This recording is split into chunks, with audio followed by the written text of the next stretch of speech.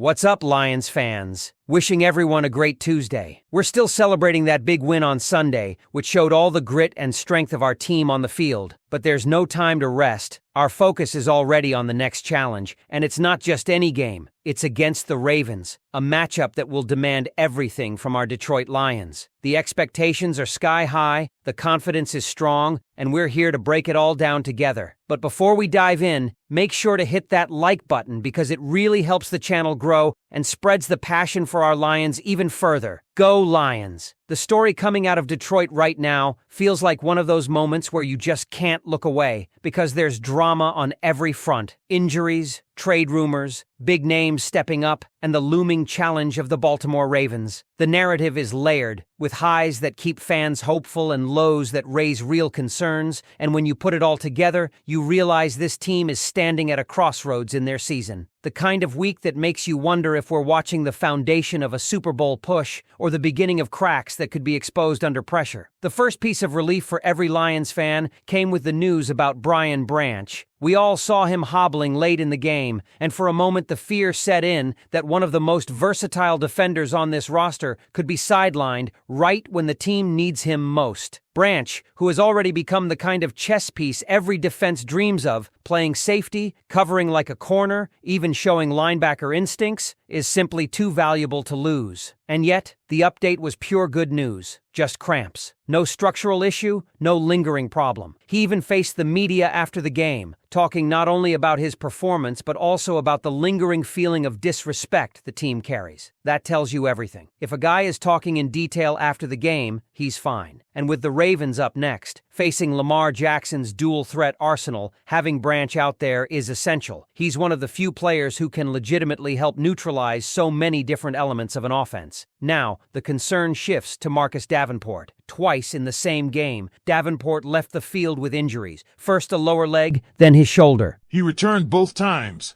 but by the end of the day he was seen with ice on that shoulder. And though no official diagnosis has been released yet, it doesn't take much imagination to see the problem here. This is a player the Lions were counting on to hold down the edge opposite Aiden Hutchinson, and in just over a game and a quarter of football, he's already showing the fragility that has followed him throughout his career. When you're already banged up this early, it raises a red flag about whether you can survive the grind of 17 games. That's a problem, because Hutchinson needs help. And if Davenport can't be counted on, Brad Holmes and the front office might be staring at a difficult trade deadline decision sooner than later. It didn't help that the play where Davenport got hurt came on a sack. That's the ultimate bittersweet moment. You love the production, but if every big play comes with a price tag, you start wondering if it's sustainable. Thankfully, Al-Quadin Muhammad stepped up in his place, and his effort kept things from falling apart. But make no mistake, Davenport's durability could end up being one of the defining questions of this Lions season. Another moment that made fans' blood boil came when a Chicago player appeared to twist up Aiden Hutchinson's leg. Watching him limp around sparked panic, but after the game Hutchinson addressed the media and looked just fine. The scare was real, but the damage wasn't. Losing Hutchinson is a nightmare scenario, so every Lions fan exhaled once word came out that he should be good to go. Still, the idea of an opponent deliberately targeting him leaves a sour taste, because Hutchinson is the heartbeat of this defense. Then there's Shane Zylstra, who quietly became one of the weekend's more unfortunate stories. On the opening kickoff, he suffered an ankle injury, went straight to the locker room, and was later downgraded to out. Afterward, he was spotted in a walking boot. Now, Zylstra isn't the headliner in the tight end room, not with Sam Laporta and Brock Wright already in place, but depth matters, and this looks like at least a short-term loss. If it's a high ankle sprain, it could stretch into weeks. If it's low, maybe less time. Either way, it forces the Lions to juggle the back end of their depth chart. All of these injuries set the stage for what's next, a trip to Baltimore. And here's where things get really interesting. The Lions walk into that matchup as 5.5-point underdogs, which tells you Vegas doesn't quite buy in yet. They remember the last trip to Baltimore, the curb stomping that embarrassed Detroit a couple of years back. But this team is different, and the players haven't forgotten. They want payback. The Ravens' defense has been shaky, and the Lions have proven they can score in bunches, sometimes dropping 40 or 50 when the offense clicks. But the real test isn't whether they can score. It's whether they can contain Lamar Jackson. That's where Kelvin Shepherd comes in. Over the last 2 weeks, his defense has done something Detroit has historically struggled with, keeping mobile quarterbacks in check. They limited Jordan Love, and they held down Caleb Williams, who came into the game with the reputation of being one of the most elusive young quarterbacks. That's not a small accomplishment. If Shepard can apply the same principles against Lamar, the Lions have a real chance. Nobody expects Jackson to be completely neutralized. He's too dynamic, but slowing him down just enough could tilt the game in Detroit's favor. On top of all this comes a trade rumor that Bleacher Report tossed into the mix. Christopher Knox floated the idea of Detroit going after Motzie Smith, the former first-round pick out of Dallas. At 6 feet 3 inches, 337 pounds, Smith has the size and raw potential that made him a coveted talent. The proposal? Detroit could grab him for a 6th-round pick, a price that doesn't exactly mortgage the future, especially considering the Lions have 2 6ths and 2 7ths. But here's the problem. Does it even make sense? The Lions' defensive tackle room is already deep, with Tylik Williams drafted, Alam McNeil working his way back, and Josh Paschal also set to return. If this team is going to swing a trade, wouldn't a pass rusher make far more sense than another tackle? It feels like a mismatch between need and opportunity, and it shows you how outside observers don't always see the full picture of where Detroit actually stands. The Lions don't need another big body inside. They need stability on the edge. They need someone who can consistently give Hutchinson help if Davenport can't stay on the field. That's the kind of move that could transform this team from playoff contender to true Super Bowl threat. As we look ahead, the stakes couldn't be clearer. The Ravens game isn't technically a must-win. This team has positioned itself well enough early in the season, but it is a measuring stick. Can the Lions go into a hostile environment, face a former MVP quarterback, and impose their will? Can they back up all the talk about being disrespected with a statement victory on the road? Those are the questions that will define the week. Now, I want to throw it back to you, the fans. What's your take on all of this? Are you confident the Lions can handle Lamar Jackson and sneak out of Baltimore with a win? Do you think Brad Holmes should be exploring trades for a pass rusher, or do you believe this roster already has the pieces it needs? And how worried are you about Marcus Davenport's durability? Let me know your thoughts, because this conversation isn't just about one game, it's about the kind of team the Detroit Lions are becoming. What makes this week so fascinating for the Detroit Lions is that it feels like more than just a game against the Baltimore Ravens. It feels like a test of identity, a chance to prove whether this team is really built to take the next step,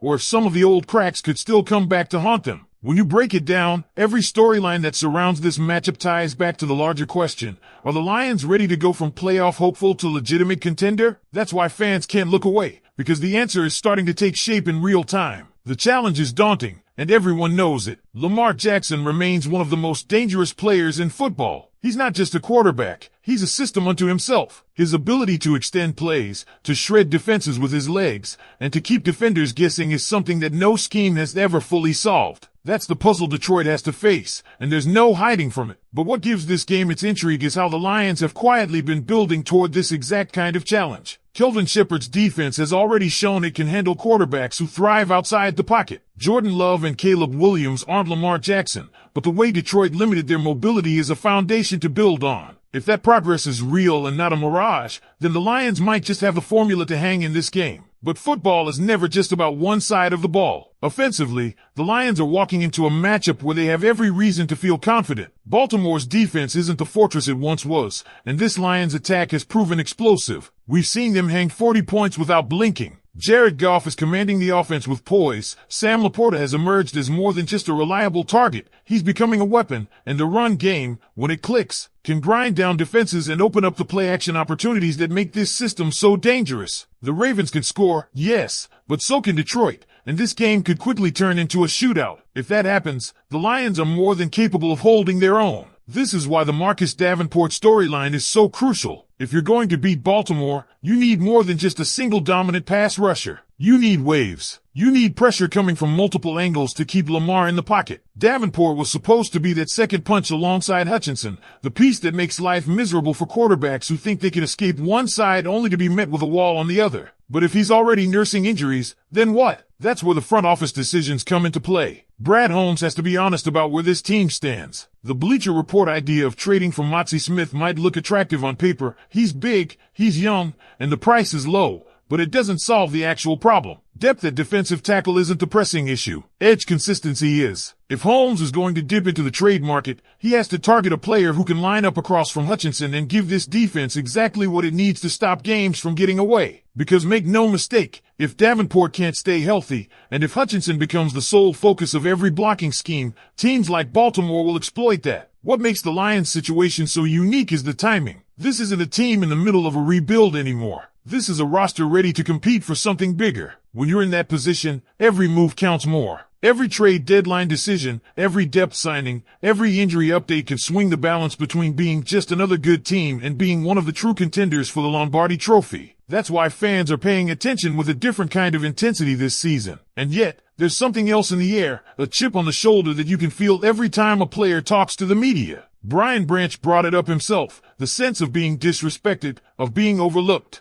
This isn't just about outside narratives. It's fuel. The Lions remember the beatdowns, the games where they were the laughingstock of the league. They remember the trip to Baltimore a couple of years ago when they were embarrassed. This team hasn't forgotten, and now they're in a position to flip the script. That's a dangerous kind of motivation, because when a talented roster starts playing with a chip on its shoulder, that's when things can get scary for opponents. Think about what this game represents. It's not a must-win, technically, but it is a must-prove. The Lions have a chance to walk into Baltimore, a city that humbled them before, and show the entire NFL that this isn't the same old Detroit. This is a team that believes it can win anywhere, against anyone. It's about respect. It's about momentum. And it's about putting the rest of the league on notice that Detroit belongs in the Super Bowl conversation. Of course, there are risks. Injuries could catch up to them. The Ravens' offense could expose weaknesses that haven't been tested yet. And if Davenport's durability remains an issue, the ripple effect on this defense could be massive. But that's what makes this week so gripping. The stakes are real, the margin for error is slim,